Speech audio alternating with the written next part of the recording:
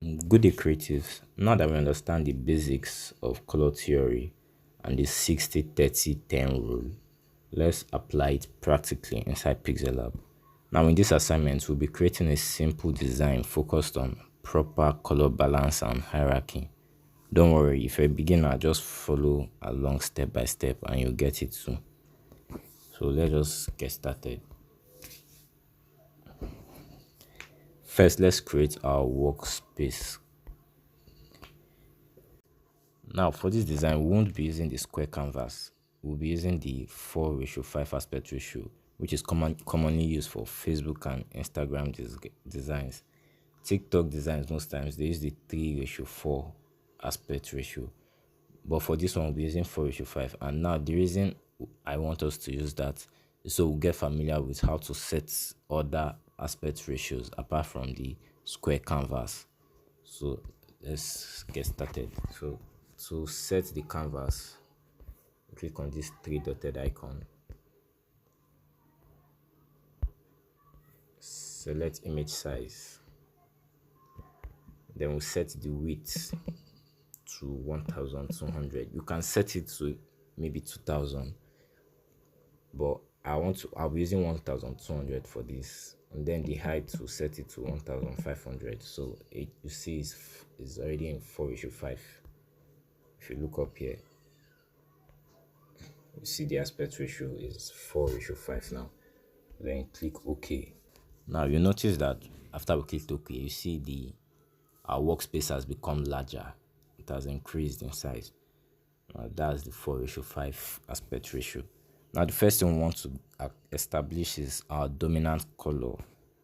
Now remember, the dominant color covers most of the design.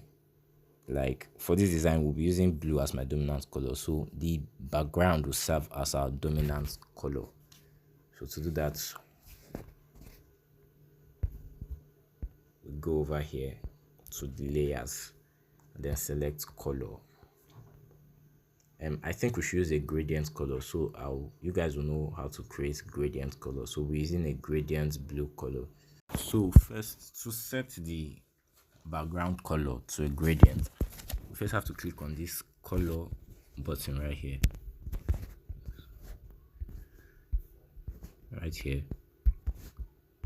Then you see when you click on it, you already see gradients. I'm already at the gradients part. So you click on this plus sign here. When you click on it, by default, you see a color like this. This is the color that's already on the screen. So this is what we'll do. This color sign over here, click on it, then click on this color button here, and then select blue. Let's leave it like this. You can set yours to whichever strength level you want it to be set at. Then click on this one here, and then click on this color button again and select it to blue still, but this time it should be lighter, somewhere around here. As you can see, we already have our gradient color. So then you can select your gradient style, whichever one you want, from this top button. There are different gradient styles it will give you with the colors you have chosen. So if you click this first one, it will give you linear gradient style. If you click this one, it will give you vertical linear gradients. This one will give you diagonal linear gradients. This one will give you radial linear gradients. This is also vertical, and this one is also horizontal linear. So for this design, I'll choose a linear horizontal gradient style and click on OK. And as you can see, our background is now a gradient background. Let's add our main text now.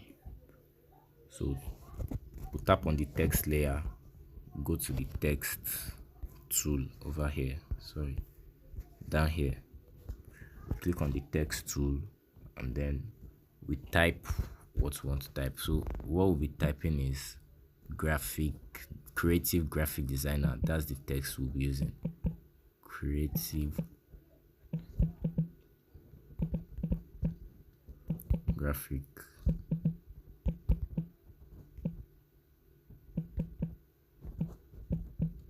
designer. Now that's the text we'll be using for the main text. So next, the color we'll be using for the secondary color, which will be the 30%, following the 60-30 rule, will be white. So there's no need to change the color of the text. So all we need to do is just change the fonts. Change the font. For this case, I would like to use a tall font. So the font we'll be using is this Beber's New, for those using this black version of Pixellab. But if you are using the basic Pixellab, you can choose whichever font you want, but I want to use a tall font. Okay, I want a tall font, so I'll be using this font. So after you select the font, another thing we should know is these three tools right here. They're very important for alignment of text before you even align it on the screen. So first, you align your text to the middle. You see, as I aligned it to middle, you notice the change that occurred. It was by default your texts are left aligned. They are left aligned when you add them. So you need to add them.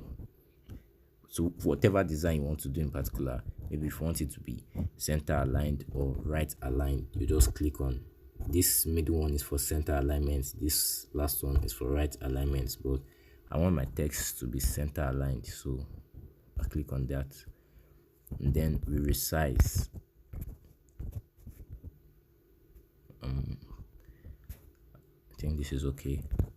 So after resizing, we align to the middle. But we'll be adding, since we'll be adding a secondary text, I think I'll move it up a bit, so about 70 steps. Okay, this is okay, and then you lock. So next are supporting text. What we'll be using for the supporting text, so you click on the add text, edit, and then be writing I am a. That's what we'll be writing. I am a. Sorry. I am a. So we'll be placing it above the primary text. You select any font of your choice for this, but please note the fonts should be a simple font, most probably a basic font or a sans serif font, either a sans serif font or a basic font. Please, basic or sans serif, either one of them. So for this instance, I'll be using, which font do I use? Let's use a Roboto regular. I'll be using this Roboto regular font. So okay, and then I'll resize it. For this, I want the size to be a bit bigger, so I'll use size 76 for this text, and then I align to the middle. And note, for beginners, most times you guys would like to use hands to be dragging your text to set on the screen. That is fine actually, but for a complex design instance, it's advisable you use these buttons instead, this position button. So you calculate how many steps you're taking. With that safe, you might not need to use this grid line tools if you know how to use this position buttons well. As much as I use the grid line tools for basic to set my margins at the edges and other stuff, if you know how to use this positioning tool well, like, you might really, for basic designs, you won't need to set up a grid line. So we'll move this to it till it touches almost the edge of the main text. So let's go 1 2 3 4 5 6 7 8. I think it's okay here, and then you lock it. So now what we need to do next is to set the accent color, which will be the 10%. Now that accent color, we'll set it on the secondary text and one of the texts in the main text. Now the purpose of the accent color, as you already know, is to like attract attention. So for this design, let's use a yellow or orange color for the accents. Then click on the secondary text first. We go to color. You can make it gradient or plain, whichever one you want. So okay, let's use a gradient yellow. As you can see, I already have gradient yellow that I use in one of my recent designs, but no, let's create one from scratch. So click on the plus sign. By default, this end color is already selected, so you click on color yellow, and then click on this other side, this one, click on color, select yellow, or make it, you can either make it brighter or darker, so there'll be an obvious difference. So let's use linear horizontal for the color. Let's make this one a bit different, make it lighter. Yes, so there will be difference in the color. So now as you can see, we have our linear color sets on the secondary text. So now, how to set two different colors or more in a text, that's what we're doing next. So we click on the main text, go to color. Now to add multiple colors in a particular text, you won't be using gradient, so we have to use a plain yellow color. So then when you slide down here, after clicking on text, you slide down on the color, you see all text are highlighted, or yeah, they are all highlighted. So you select, you pinch the screen and highlight the particular text you want to change the color, and then you click the color you want it to become, and that's all, you have it. So now we're basically almost done. So now I want you to select the two texts and then align properly to the middle. Yes, and we have our text ready already. So next we'll be adding little accents to the screen. So to do that, we'll make use of simple shapes. So you click on shape icon right here, sorry, this shapes icon in the middle, then click on shapes. I'll use a circle shape for this.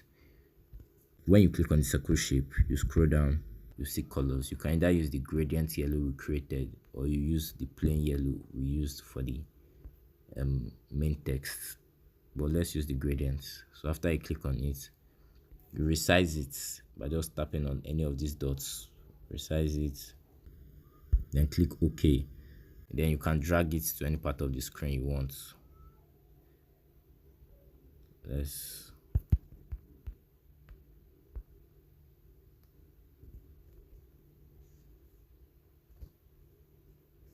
take it to the top part of the screen, and then resize it and place it to whichever place you feel like. Then you can duplicate it, but note, don't make the accent elements too much, so it doesn't become your secondary colors, but make it just tiny little pieces, so it retains its role as an accent color and not a secondary color. So we can copy it, resize.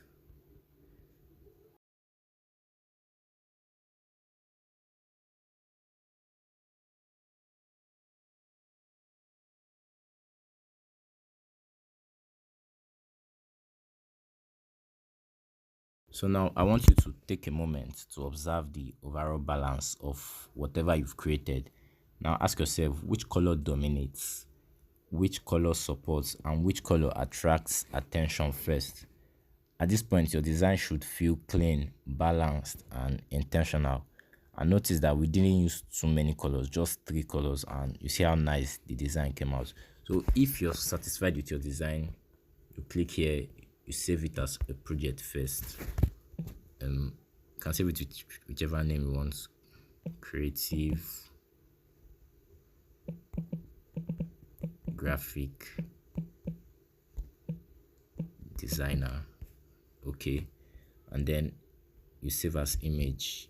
Remember, don't make use of this JPG, no transparency. Click on PNG and set. You can use either of these options, but I prefer using very high instead of ultra high. So then you save to gallery, and we are done. So now your assignment is to create your own version using the 60-30-10 rule.